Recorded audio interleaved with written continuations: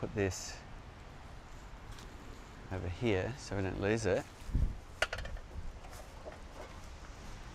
And almost ready to get started. Thanks for joining us for today's live Q&A. Beginner beekeeping today. We've got a special guest, Atticus, have you done any beekeeping before? No. And well, this is going to be exciting. Have you ever eaten honey before? Yes, I have. Ah, do you like honey? Yeah, makes me go crazy. Oh, well, let's see what happens if we harvest a bit of honey.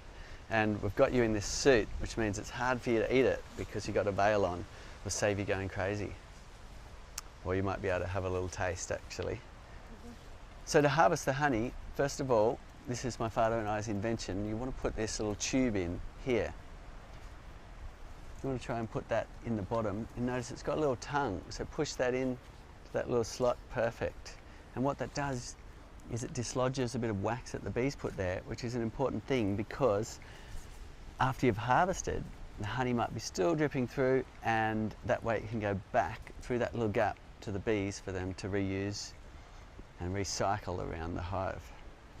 So to harvest, we also need to pull out this top cap here, that little one there.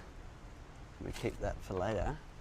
And while we're at it, let's have a look through the side window and see what the bees are up to. So, can you see any honey stores there?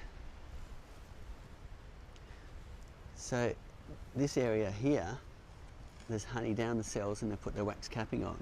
This area here, we actually harvested when we wanted to just harvest part of a frame, which is a nice little thing you can do with a flow hive, is you can harvest just one frame or you can harvest just a little bit of a frame, depending on whether you think there's enough for the bees. Because it's the bees' food, right? So this is the key, and I'll show you how it works. I insert that into the top slot here, and then I'm going to turn it like this.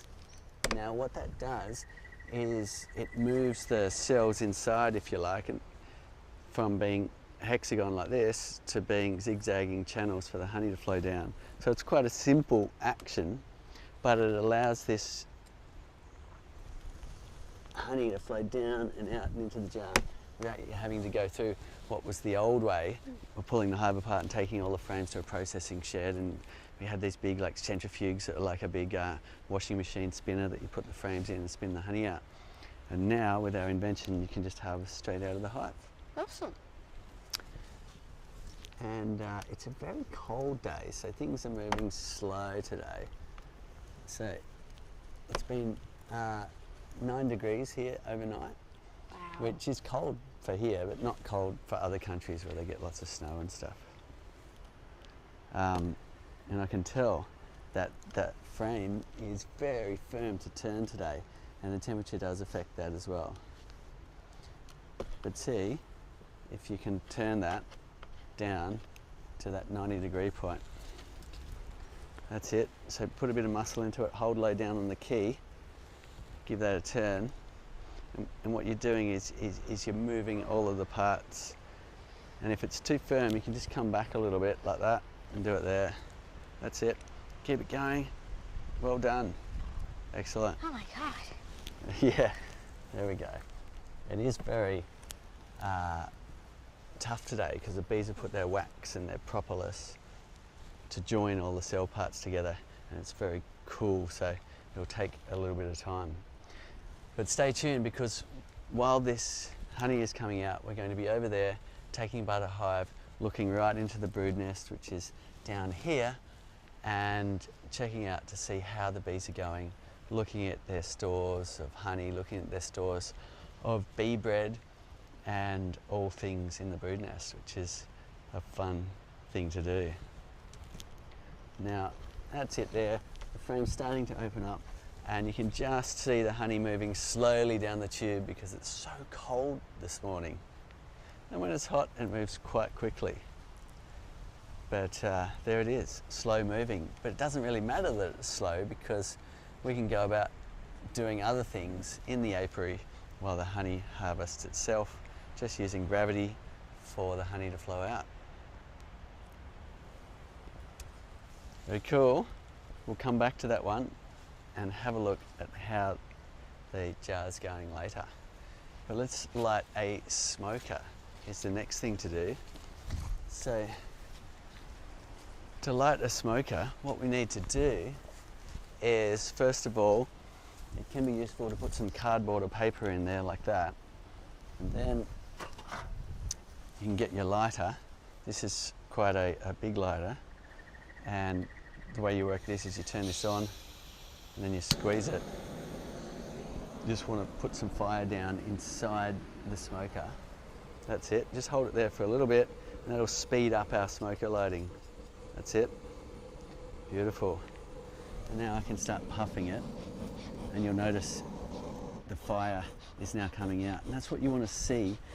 Now if I'm too hasty and I stuff that full of some of the hay, it'll just go out. But if I spend a little bit of time getting some coals, well, they're not really coals, but getting some embers really going, and then I can slowly add a little bit of this. Now wearing your gloves is great when you're new to beekeeping so you don't burn yourself, but you can see that's nice, good, cool smoke. And when it's really going like that, we can then add some more and keep puffing it. So if you want to grab this and give it a few puffs like that, you'll notice that the smoke comes pouring out. Beautiful. Now, because I'm not wearing any gloves, can you put some smoke on my hands? And that will help mask the mammal smell and the bees are less likely to sting me on the hands. You're wearing your gloves, so you're good. Which is a great thing to do when you're new to beekeeping, because you don't want to get bee stings when you're just starting out, because it might be a little bit of a scary moment where it's good to start in a nice, gentle, easy way into beekeeping. If you're just tuning in, it's Beginner Beekeeping Q&A today. We've got Atticus here who's never done any beekeeping, and this is the first time using a smoker.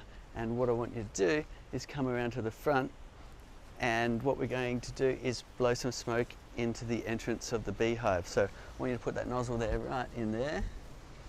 And this is where yep, that's it. And 3 big puffs. Okay, 2 more. That's it. Beautiful.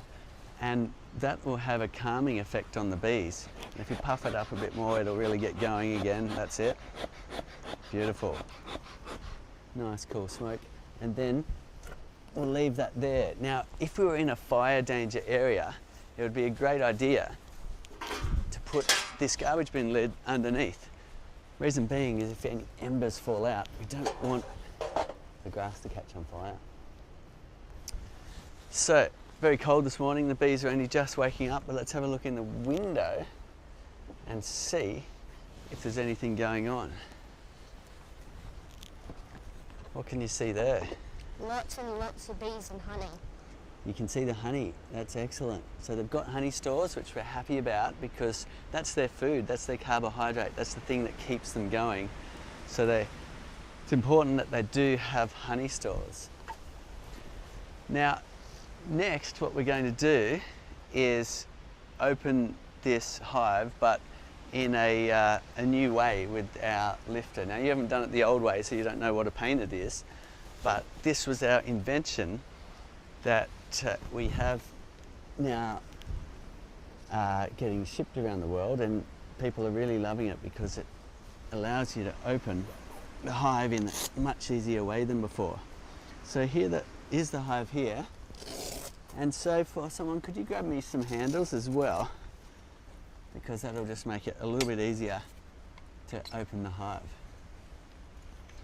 So that's it there, and the way it works is step number 1 is you pick it up by these handles and move your hands apart. Do you want to have a go at that? Yep. Beautiful. So if you're just chiming in, put your questions in. Beginner beekeeping, no such thing as a silly question, and we'll try and answer those as we go. Trace will read out your questions. So if you step over here, now what I want you to do is roll your wrists in so that you get a bit of a, that's it, that's the perfect position. Now this number 2 is step 2, and that goes on to the bracket there, and the same on the other side if you can get that on. Beautiful. You need to roll that wrist in a little bit. That's the one. And now we've got this tricky little mechanism that now allows these to roll upwards, and you put it onto the hive like that. Perfect. Now from here we're also going to attach a handle just to make it even easier to open the hive.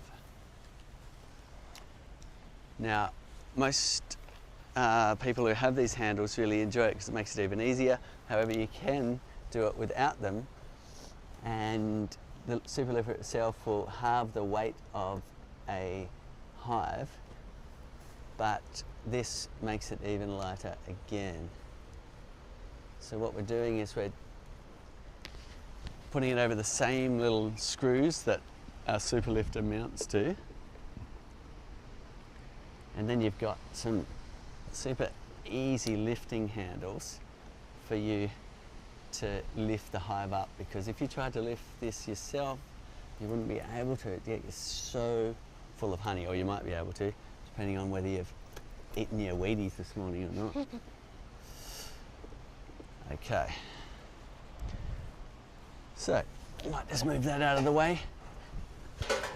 But the next bit we're going to do is actually set up the stand.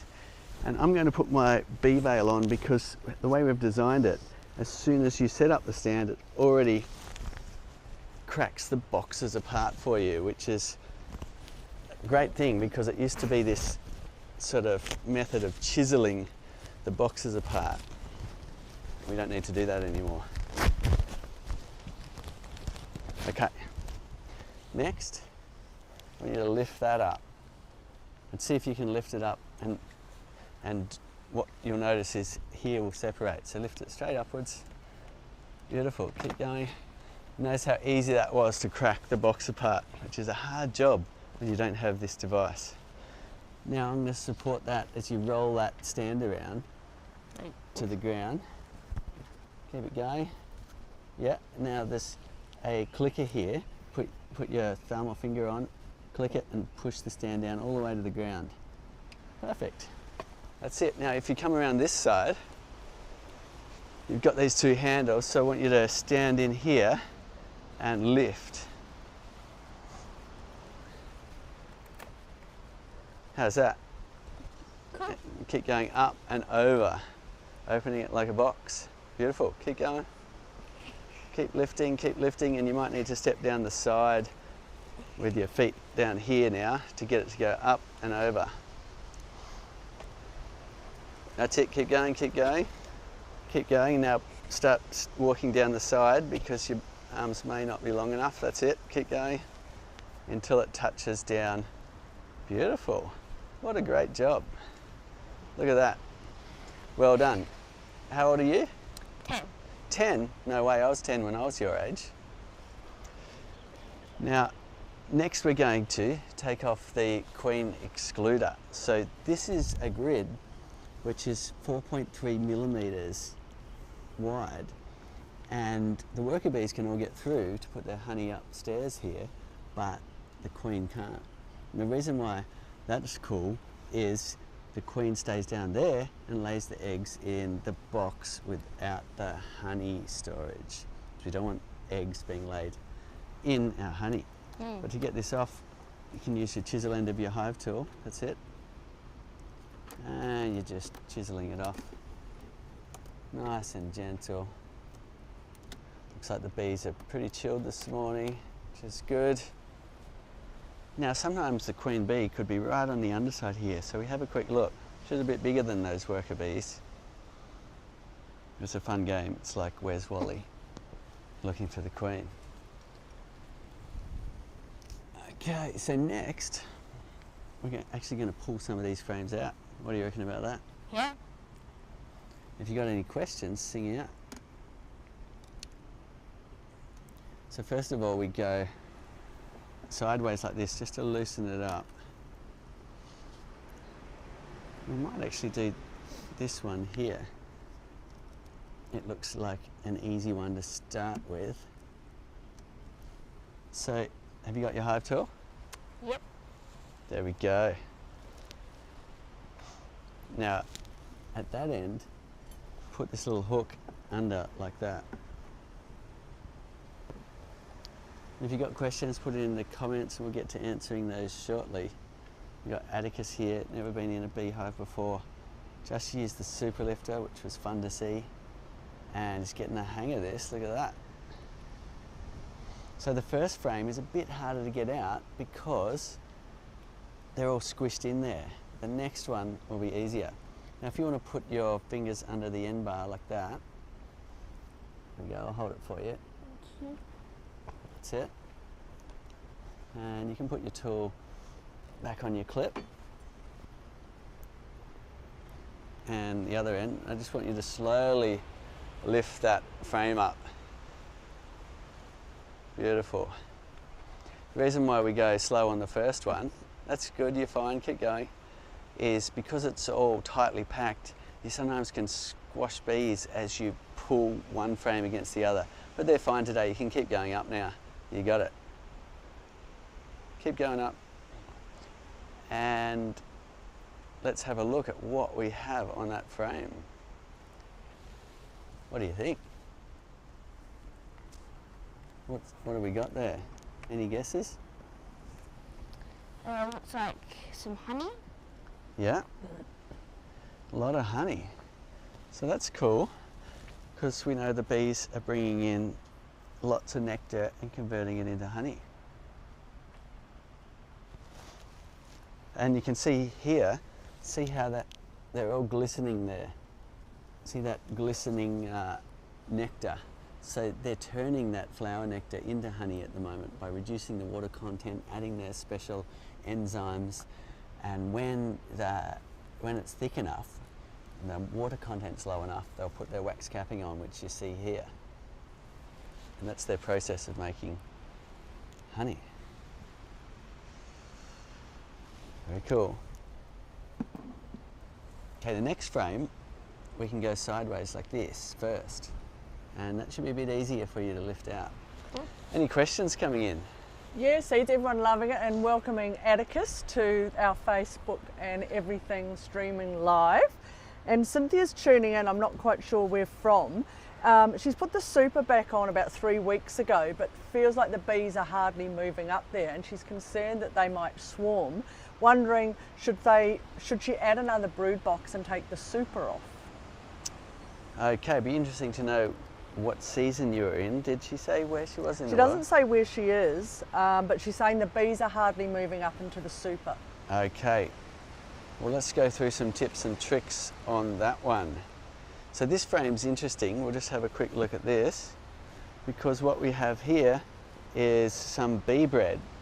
So what they do is they collect that flower, they collect the pollen from the flowers because a bee has a static charge, right? And it flies out to the flowers, and as it approaches the flowers, that static charge, I don't know if you've ever rubbed a balloon on your head or anything and watched your hair move.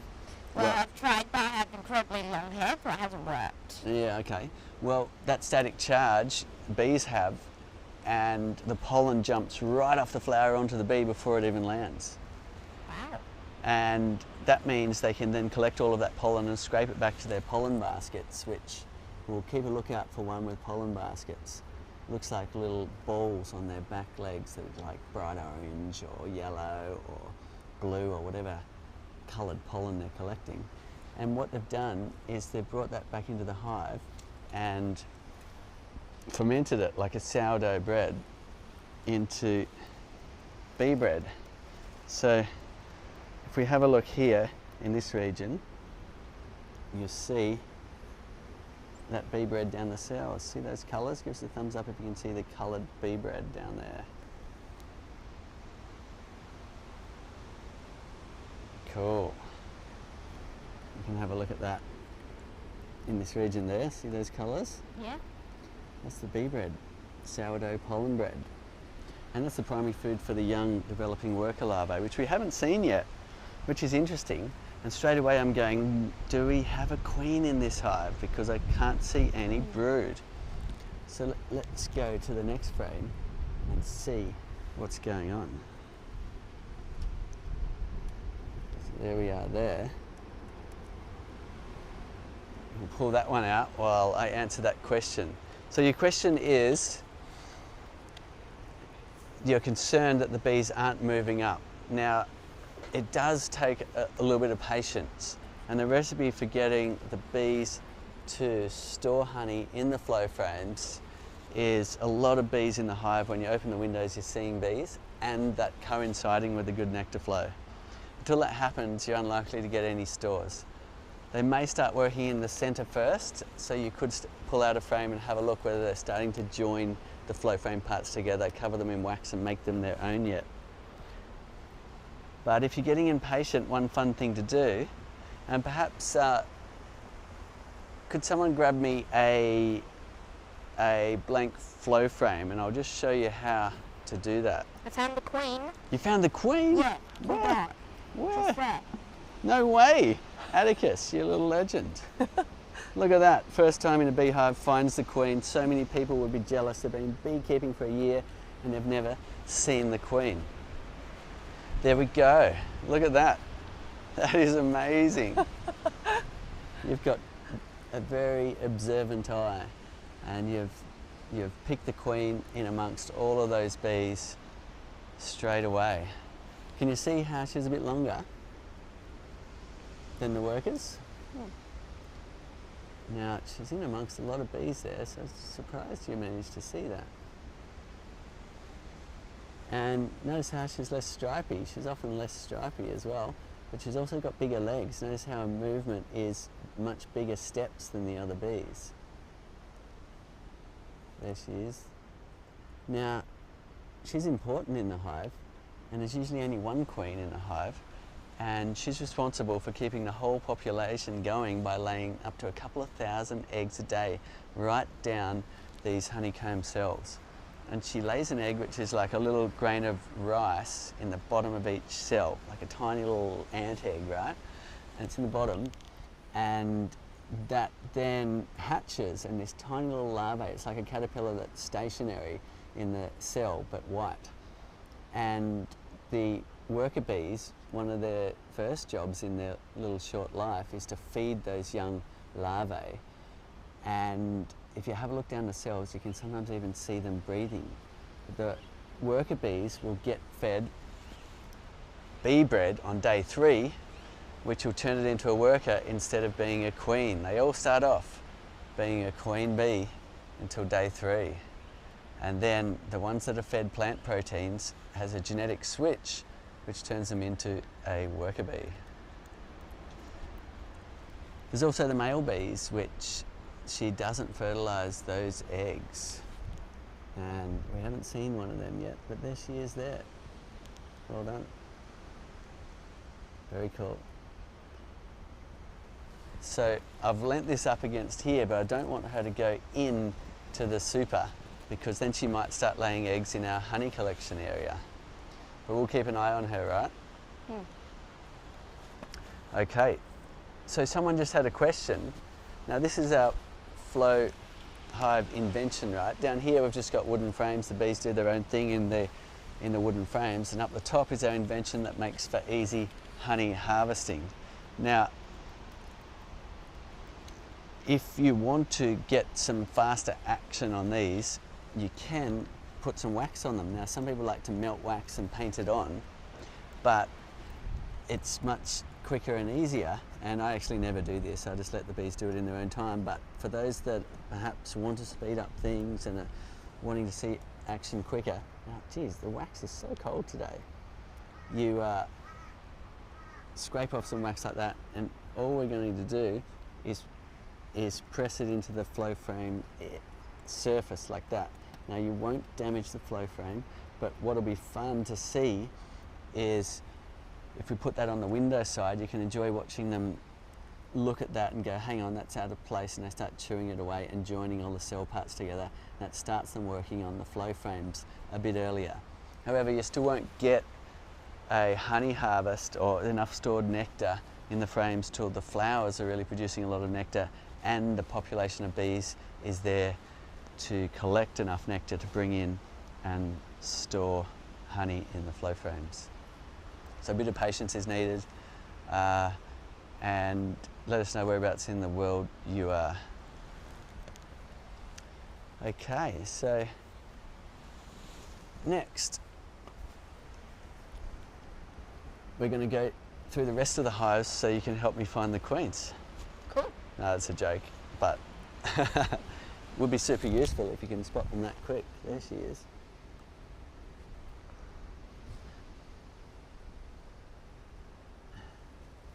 Look at that, very cool. Never been in a beehive before. It spots the queen straight up. Well done. So can you see the difference in size between the worker bee and the queen bee? I also want to find you a drone, but I can't see one on this frame.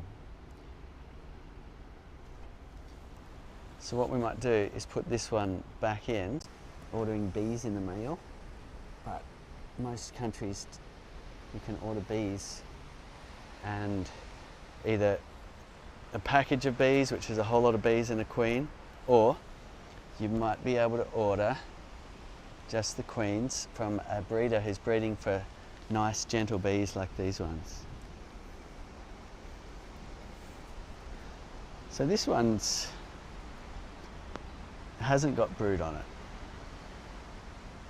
which is interesting.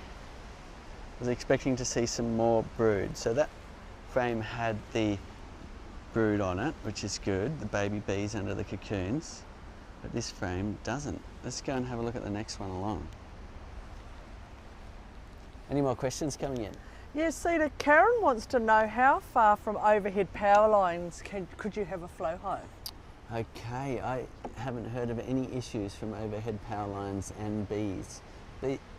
Bees do amazingly well in the city where there's a lot of power lines and a lot of frequencies going around, and so I think it's unlikely that you have any problem with putting your bees near power lines. Now, look at this. Can you see the difference between this capping and this capping?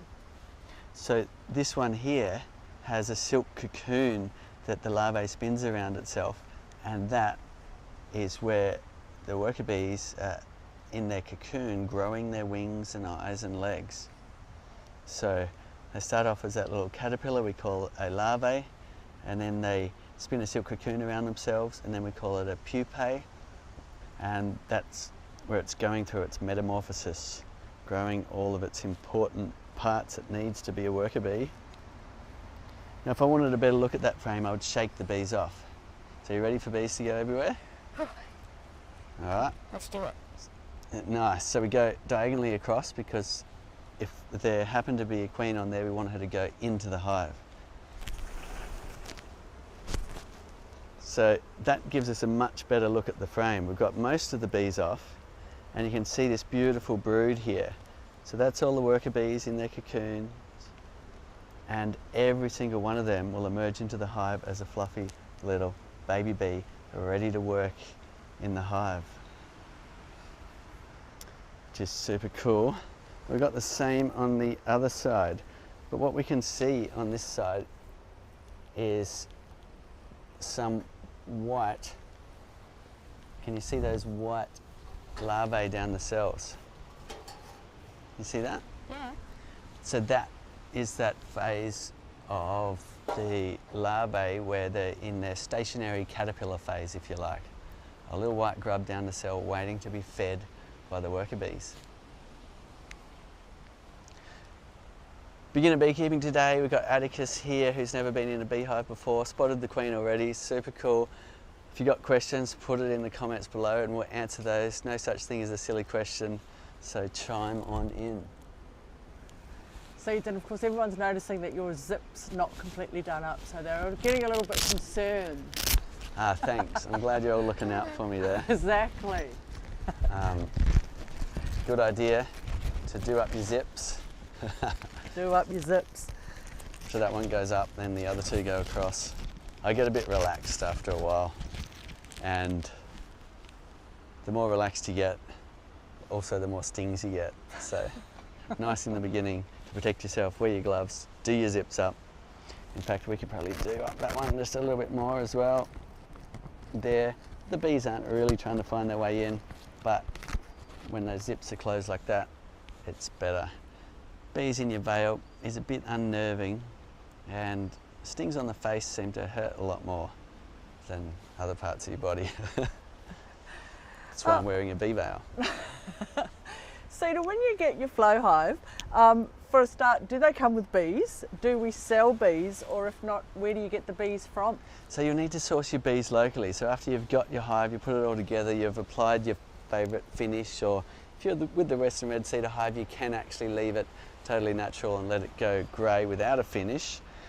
But then you need to source your bees locally, and why it's important locally is those bees are acclimatised to your area, and of course we can't ship bees around the world either.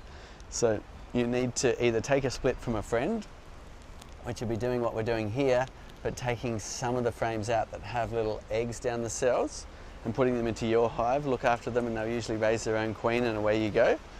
Or you can order what's called a nucleus, which is probably the easiest way to get going, which is like half a brood box full of frames, like a little mini box with a queen in there laying, with brood, with honey stores, pollen stores, everything a little hive needs.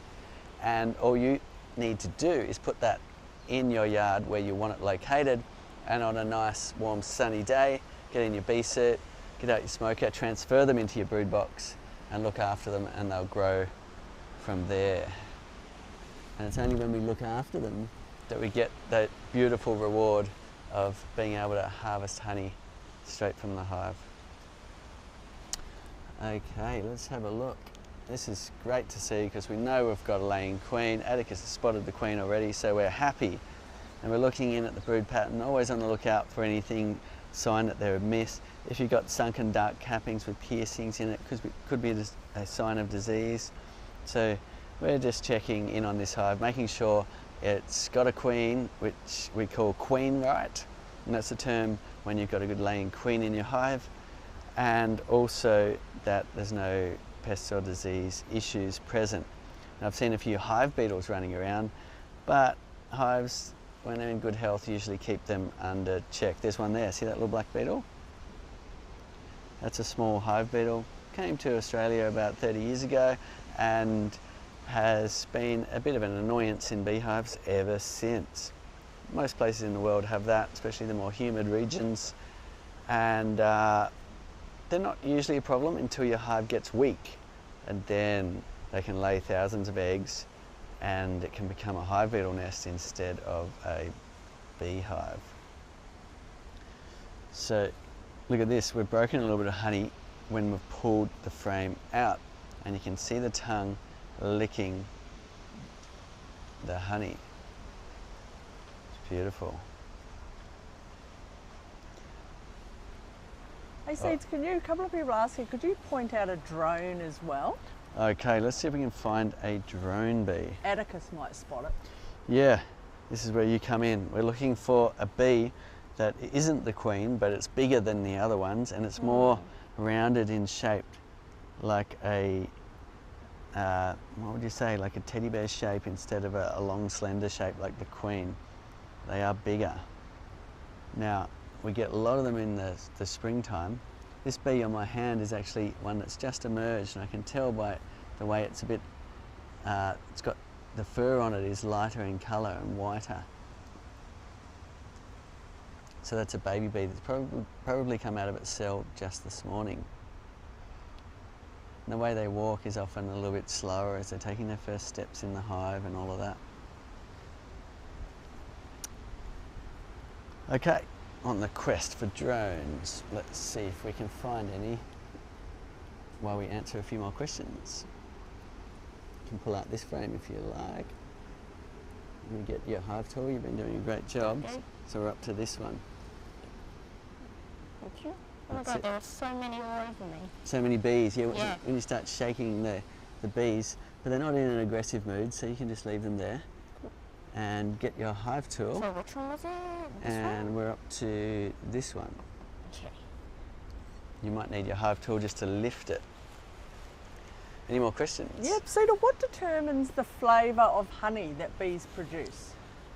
So the flavour is depicted by the flower nectar itself. So the honey from the paperbark flowers, for instance, will have a dark kind of malty, almost burnt caramel flavour, where if the bees have been foraging in the springtime on the wild quince here, it'll have a super light coloured honey that's really bright in flavour and tastes a bit like a lollipop.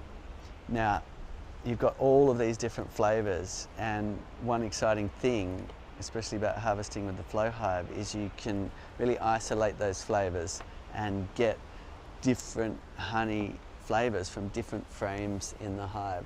And I really recommend doing that because having all of those honey flavours on the kitchen table is just a really beautiful experience to then share with friends and family, and to also as an educational piece to start kind of joining the dots between what's flowering at the moment and what flavour of honey is being produced by the bees.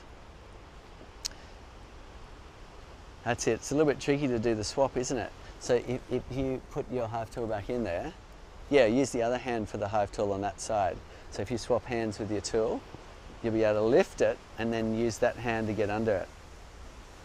Beautiful. And now this end, you'll need to pull up like that. And how about I hold that for you as you grab it? There we go. Very nice. So see if you can spot me a drone bee. Any more questions? Yeah, Cedar, are there any specific plants you should plant around your flow hive to attract the bees? Now, we like to plant lots of flowers around the hives, but in actual fact, bees are so good at foraging, they'll be flying out in an up to 6 mile, 10 kilometre radius and collecting all of that nectar and bringing it back. So planting just a small bed of flowers won't actually do much for European honeybees like this, who can potentially visit 50 million flowers in a day, which is absolutely extraordinary. Now, if you do plant flowers though, it is a wonderful thing because it does bring in all sorts of native bee species, which is a beautiful educational piece to watch. And it also provides stepping stones, if you like, across the urban landscape in order for native bee species who might be on the brink of extinction to then be able to join the dots to the next place, because they might only have a range of a few hundred metres, and that allows them to then move through our urbanised landscape and perhaps connect back to wild spaces once more. So super important thing for us all to do is to rewild our world, create habitat in your own backyard, and that's why you see our beautiful flower gardens. And it will do a little bit for your bees, but you'll need some acreage of flowers if you really want to get a honey crop from the flowers you plant. Spotted any drones? No, I can't really see any. I'll have a little look-see. We might not have any in this hive at the moment.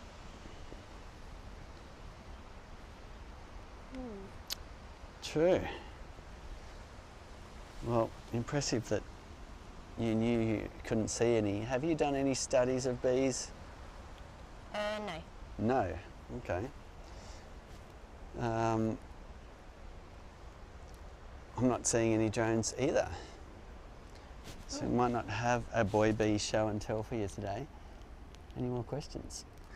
Cedar, if I'm a new beekeeper and wanting to get started, what do you think are the core things that I'd need to do before I bought a hive?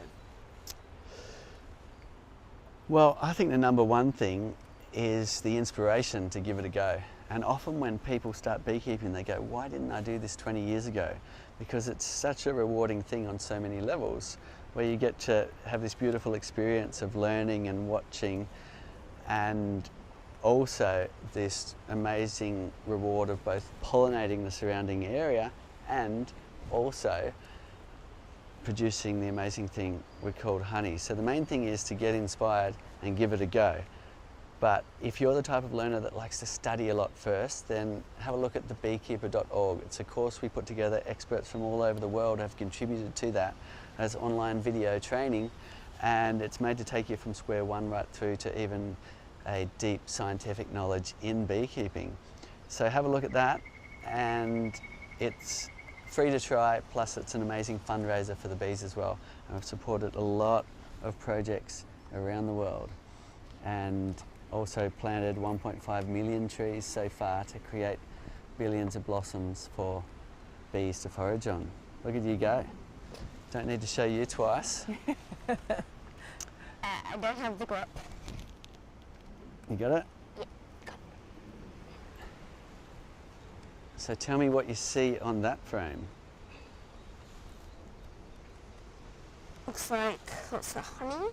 Lots of honey, that's it. Perfect. So what you're seeing is a lot of honey. So this is just their natural wax that they build. All we've done is provide the wooden frame. This is what we call a naturally drawn frame. There's no foundation in here, nothing but an empty wooden frame.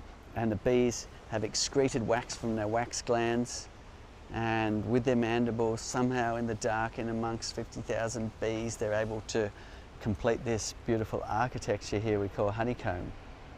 And that's important for both raising their young and storing honey. I can't see any drones. Still looking for drones? Yeah.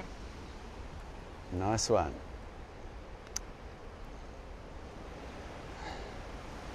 Not seeing any drones at all. So it's typical in the winter time, we're in our winter time here, that they reduce the numbers of drones that they have, because they're not needed for a time when there's not many flowers or no mating going on. So it's a bit brutal, but sometimes the hives will discard their drones by kicking them out, biting their wings off and kicking them out. They almost function as one single organism, somehow making decisions as a collective, as if they're just one. Okay, this is super cool. Any more questions coming in? Leanne wants to know, Cedar, how do you stop a hive from being aggressive? Okay, so aggression is a genetic trait. So if you want to change your hive from being one that's really protecting itself and stinging people nearby and so on, you'll need to change the queen. So that involves getting in there, finding the queen. You might need Atticus for that. And then you take that queen away. A day later, put a new queen in, which comes in a little queen cage. You can order it in the mail, order some nice, gentle genetics from a queen breeder, and that way you'll have nice genetics for the, let me see, I don't have a queen cage with me, but it's basically a little cage you can buy a queen from a queen breeder and put it into your hive, follow our how-tos, and about a month later you'll have completely different genetics, right? Because these worker bees only last 4 or 6 weeks. They fly their little wings off, and the new bees that the queens laid the eggs of are going to have the new genetics of the new queen, and the whole temperament will shift. That's it. Now this frame, I think, if you have a little look-see at that, pull that one up, that's a beautiful example of freshly drawn, naturally drawn comb. So they start in a little arc like that and slowly build it along what we call the comb guide, which is this long paddle pop stick here in the top slot. So it's a beautiful thing to watch them build that architecture and start to put their honey stores in. On the other side, if you have a look, they've already stored some honey, and you've got glistening nectar as well. And see those bees hanging off the bottom? See how they're hanging onto each other? Just down here. That, see them wobbling? They do that as scaffolding. It's called festooning, where they hold onto each other, and it's supposedly, or the humans are still trying to work out a lot of riddles about bees, but supposedly that's them building scaffolding to start building their comb. So scaffolding's like those big kind of bars and ladders that they put on a building site while they're building it, and this is their version of it while they're comb building. Any more questions? Cedar, if you want to get started with a beehive in your backyard, do you have to get any council approval, or are there any restrictions? So in most places, no, but it could be worth checking if you're in an area that you think may have restrictions. So most places you can go ahead and keep bees in your backyard. Sometimes they might have a limit of how many. Sometimes they'll say you're only allowed to keep up to 20 beehives in the backyard, or up to 10. And some places will have restrictions, but to my knowledge there's not many of those around, and you can go ahead and keep bees whether you're in a rooftop in the city, or whether you're in a balcony, or in a high riser, or whether you're in a urban backyard or out in the farmland. So it's a wonderful thing, and I think humans really do yearn to do some farming, and why bees is so cool is you don't actually need land to do it. Your bees are heading out 6 miles, bringing all of that nectar back into your hive and making a real amount of produce you can share without even having to have land. So it's really neat like that. That's why beekeeping is very popular in the cities and in the urban areas. All right, should we put that back in? Do you want to put that gently back down? Cedar, Jessica wants to know, can queen bees still fly? Yes, they certainly can, and all the books say they don't fly when they're in egg-laying mode. It's not what I've seen. Sometimes you'll be playing with a queen and she'll simply fly off. And you go, damn, where'd my queen go? And you end up chasing your queen across the yard to get her back into your hive. Now, having said that, she is less likely to fly because her job is egg laying. The only time she usually flies is in the first week or so of her life when she's doing her mating flights, and then she's got enough sperm to go on laying a couple of thousand eggs a day for up to 6 years. She won't mate again. The other time is if half the bees decide it's getting too crowded, they'll kick the queen out and they'll go off and find a new home, and that's called a swarm.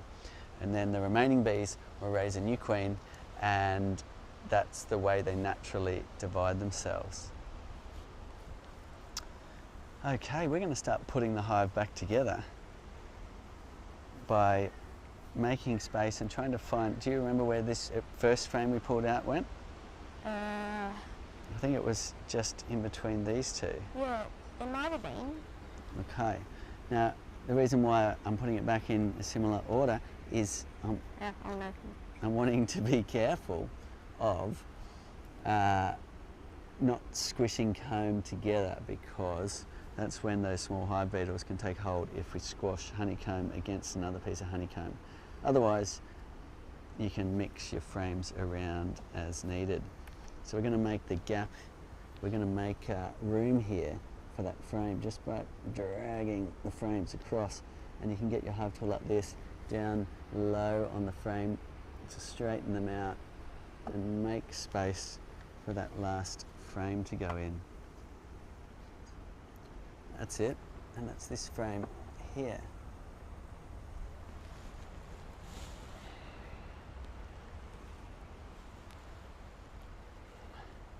Beautiful. If you want to hold the ends of that, you can slide that one back in. Now you've got a lot of bees there, but they'll move out of the way if you could slowly put it down. They'll just find a new spot to stand. Any more questions? Cedar, just someone tuning in wondering, have we got any signs of varroa in northern New South Wales yet? Yes, they came to this area very early on in the year, and watch this space. We're going to be having some how-tos coming up shortly, as we've been putting a lot of effort into learning as much as we can, as fast as we can, so we can help you with the varroa issues in Australia. It's stuck. It's stuck, is it? Yeah. Let's just give it a little push. That's it. Just a little bit of a push down with your thumb, keep going. That's it. Is it slowly moving down? Yeah. Beautiful. Yeah, things move slow when they're covered in wax and propolis, but a little bit of a push and they usually go in place. You're doing a great job there. Woody wants to know, Cedar, how many bee breed varieties do we have in Australia? That's a great question. We certainly have the Italian bees, which is probably the most common one bee breeders are breeding. And then we have the Caucasians, which are actually a dark bee. Most beehives are actually a mix. We have the Carnolians, which are another breed. And it's often whatever bee breeder you go to, they'll have their favourites. And that's the one to get because they've spent time breeding up that and they love the traits that they have, which they're usually breeding for nice, gentle, productive bees that look after their hive well. So it doesn't really matter which breed they are, as long as you're getting a hive that's nice and gentle and productive. So if we look here, you'll notice they're actually a bit of a mix. Look at the end of my hive tool there, that bee is quite dark. There's no orange or yellow stripes on it. The next one is a bit golden. So that's simply because there's a mix of genetics in here from all of the fathers. The queen will mate with up to, say, 30 drones on the wing and bring that genetics back into your hive. Because when you order a queen from a queen breeder, they will have a more controlled breeding program where they're hoping to get specific traits in the queen that they're breeding for you. Whereas oftentimes you've got a situation where the hive's requeened itself and the queen's mated with up to 30 drones from the surrounding area, and the genetics will play out as to what the queen has and with who she's mated with. And oftentimes you get a beautiful hive like this, but you can also get unlucky and get a hive that has undesirable traits like aggression, where they're really trying to be more protective, which is just a bit harder to keep bees. And as we were talking about earlier, you can then change those genetics out by ordering a new queen. Okay, so we're going to put the hive back together. Now, there's our queen excluder down there you can pick up and put back on top.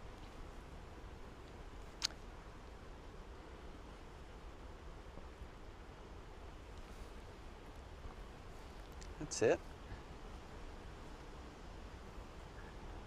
Beautiful. Can't see any bees in the way, so you can just drop that down. And there's a little gap between the queen excluder and the frames, so you only have to worry about the perimeter here. We line that up with the box, and then let's see if you can close it again. You're the youngest person that's used our super lifter. And that's it. Beautiful, look at him go.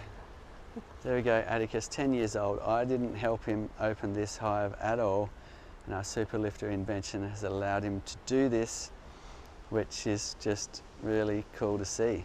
Well done. Now come around this side, and while we don't have any bees in this area here, you can then click the button there while you support this. I'll support this for you, yep. And now slide that leg up. Excellent, all the way to the top. One little bee. Oh, one little bee in the way of the slider, well done. Here we go. That's it. And now you can click that all the way to the top. Now roll that around towards the hive.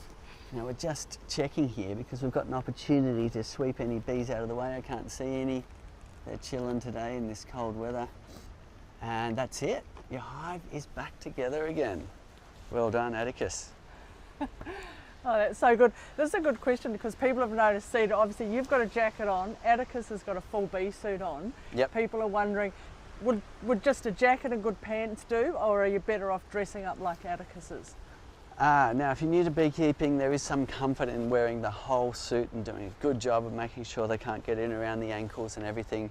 If you don't know the temperament of your hive and don't know how bees behave yet, then protect yourself, get a good bee suit. I'm very comfortable around bees. I I get quite complacent, which does mean I get stings because I sometimes can't be bothered going and getting my bee suit and so on. But if you're new to beekeeping, wear your bee suit until you have experience, and also wear your gloves. Now, my favourite though is a bee jacket, simply because it's just really quick to put on. I just pick it up, put it on like a jacket, and I don't bother wearing gloves because unless the bees are really aggressive, which I'm quick to notice whether they are or not. So I've always got them here just in case I need them. But the ventilated bee jacket is my favourite. In summer you don't get so hot. I like to wear pants and a jacket, but other people like a full suit, especially if they're not a pants wearer. Although my sister likes to beekeep in just a skirt and a jacket, it's not advisable, because if you get an aggressive hive, then they're all up your skirt, I guess.